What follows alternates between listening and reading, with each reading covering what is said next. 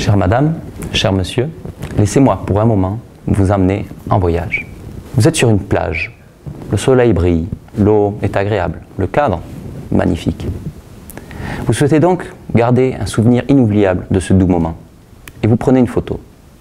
Mais pas n'importe quelle selfie, non, non, je vous parle d'une vraie photo. Celle que vous pourrez offrir à votre grand-mère pour afficher sur le mur du salon, à côté de celle du mariage de votre cousine ou de la naissance du dernier bébé de la famille.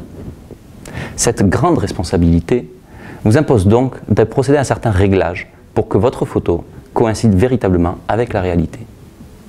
En général, vous aurez la possibilité d'effectuer 2 réglages. Supposez d'abord que vous souhaitez prendre en photo cette mouette sur son rocher, ou garder un souvenir impérissable de cette plage idyllique sur laquelle vous étiez prélassé. Vous jouerez d'abord sur l'objectif de votre appareil photo.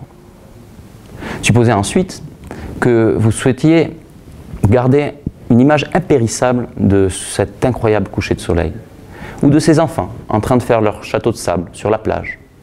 Il vous faudra alors jouer sur la lumière qui entre dans votre appareil. Mais cette première opération n'est pas suffisante. Pour être absolument certain de combler votre chère grand-mère, vous ne prendrez pas le risque d'imprimer vous-même ces images. Vous demanderez plutôt à un professionnel de développer vos photos en apportant les correctifs nécessaires pour développer une image qui soit absolument fidèle à la réalité que vous avez vécue.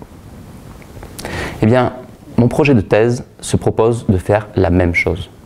La Constitution est un appareil photo qui retranscrit la réalité du monde vécu en loi. La Constitution, donc, est composée d'un certain nombre de réglages susceptibles d'être modifiés ou corrigés pour former le droit. Ces réglages sont toutefois de nature bien particulière, car l'appareil photo que je me propose d'étudier est de marque démocratique. Il n'est pas de marque monarchique ou dictatoriale, comme pourrait être un autre appareil photo. L'enjeu de ce projet de recherche est donc de définir l'ensemble des réglages constitutionnels dont disposent les citoyens pour former le droit, ainsi que les mécanismes permettant de corriger la loi afin de proposer une norme qui soit le reflet de la société.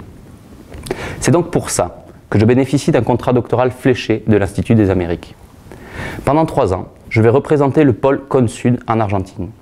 Non pas pour aller photographier les pics enneigés de la Patagonie ou les majestueuses chutes d'Iguassou, mais bien pour mener un travail de recherche au sein de l'Université de Buenos Aires sur les mutations constitutionnelles de la démocratie, en profitant de cette opportunité pour proposer un certain nombre d'activités scientifiques relatives à mon sujet de thèse.